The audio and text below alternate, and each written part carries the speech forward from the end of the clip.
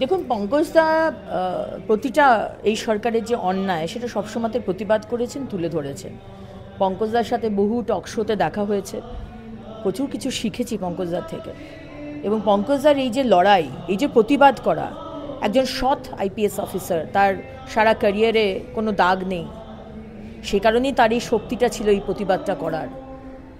এবং যেভাবে উনি সবসময়তে মমতা ব্যানার্জির সরকারের ক্রিটিসিজম করে গেছেন, সেটাই মমতা ব্যানার্জির খুব অসুবিধা হয়ে দাঁড়িয়েছিল। এবং আজকে ডিরেক্টলি ওর ইনডিরেক্টলি এই সরকার তাকে খুন করেছে।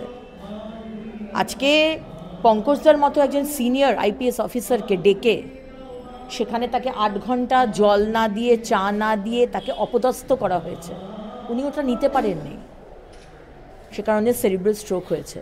এবং এক শ্রেণীর মানুষকে আমি তাদের উল্লেখ করছিলাম, তাদেরকে খেপিয়ে দেওয়া হয়েছে এবং তাদেরকে তারা তো জানতেও না। তাদের যখন জিজ্ঞেস করা হচ্ছে যে তোমরা যে আন্দোলনটা করছো, প্রতিবাদ করছো, অপদস্থ করছো পঙ্কজদাকে, কি কারণে বলতে পারো? তারা বলছে না আমরা জানি না, পুলিশ আসতে বলেছে, কোনো টিএমসির নেতা আমাদেরকে আসতে বলেছে, কেন ডেকেছে আমরা জানি না।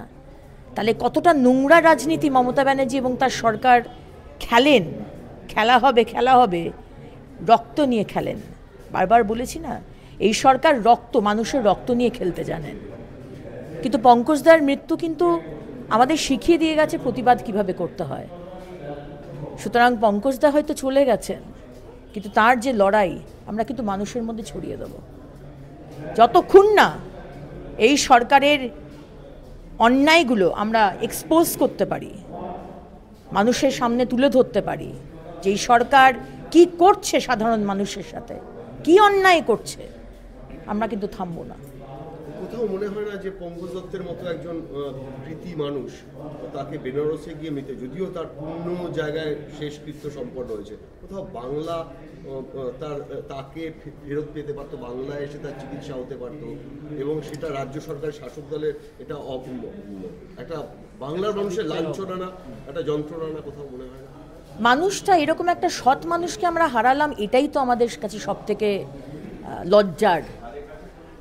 উনি কোথায় মারা গেলেন, বডিটা এখানে এলো কি না, বডিটা এখানে ক্রিমেশন হলো কি না, ডাজন্ট ম্যাটার। মানুষটাই যেখানে চলে গেল, তার লড়াইটা শেষ হলো বলবো না, লড়াই চলছে, লড়াই চলবে আমাদের মাধ্যমে, আমরা লড়াই চালাবো। কারণ উনি বলেছিলেন সবসময়তে, আমি থাকি বা আমাকে কেউ যদি মেরেও দেয়, আমার প্রতিবাদ কিন্তু থামবে না। উনি বলে গেছেন পঙ্কজদার প্রতিবাদ থামবে না। দলের একাধিক নেতা, তৎসহ নামটা বলতেই হয় কুণাল ঘোষ, তার মুখেও একাধিকবার এই এত বড় একটা মানুষ সম্বন্ধে কোথাও মনে হয় যে তাকে কলুষিত করার চেষ্টা, তাকে অপমান করা। আপনি কার সাথে কার তুলনা করছেন?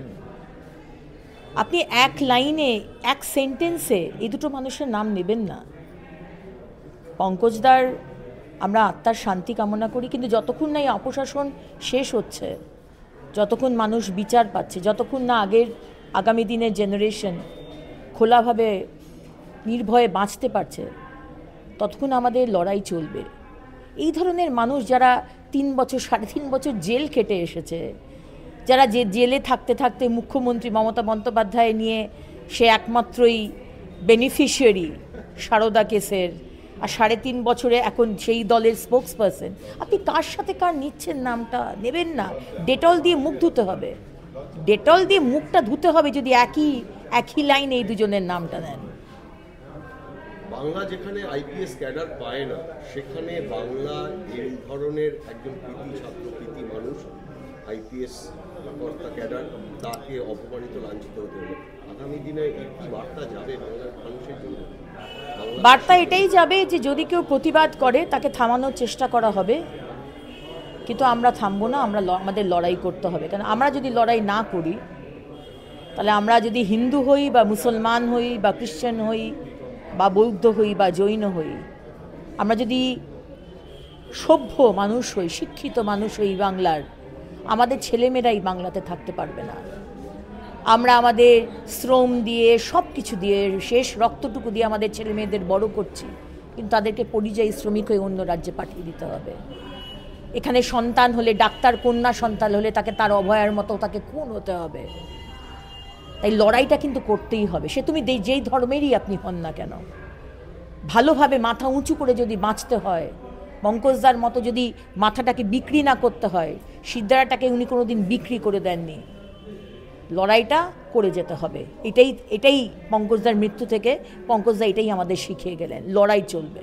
আমার শেষ প্রশ্ন, পঙ্কজদার মৃত্যু থেকে কোথাও মনে হয়, পঙ্কজবাবুর মৃত্যু থেকে কোথাও মনে হয় যে বাংলার শাসক দলই মূলত তার প্রতি যেভাবে শুধু বাংলার শাসক দল বলবো না, মুখ্যমন্ত্রী মমতা বন্দ্যোপাধ্যায়,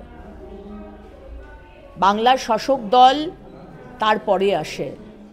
মুখ্যমন্ত্রী মমতা বন্দ্যোপাধ্যায় আমাদের এই রাজ্যের গার্জেন, এই রাজ্যের অভিভাবক।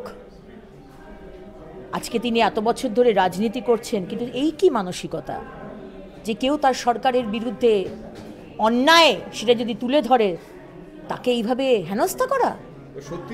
একটা থানার ওসি, সে একটা এক্স আইপিএস এক্স আইজিকে সে এইভাবে হেনস্থা করতে পারে?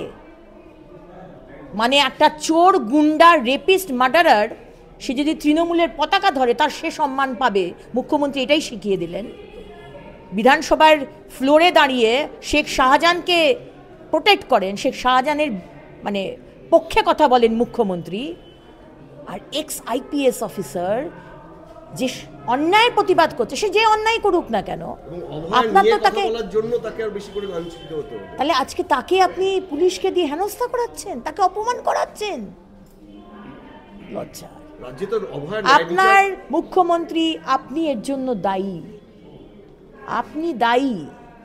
You have to take the responsibility of murdering পঙ্কজদা। অভয়ের ন্যায় বিচার তো পাওয়া যাচ্ছেই না, উল্টে তাকে নিয়ে কথা বলার জন্য, প্রশ্ন তোলার জন্য, সেটা তো অন্য বিষয়। অভয়ের ন্যায় বিচার পাওয়া যাক না যাক, সবাই লড়াই করছে। অন্যায় করলে প্রতিবাদ হবে, আপনি সতর্ক হন।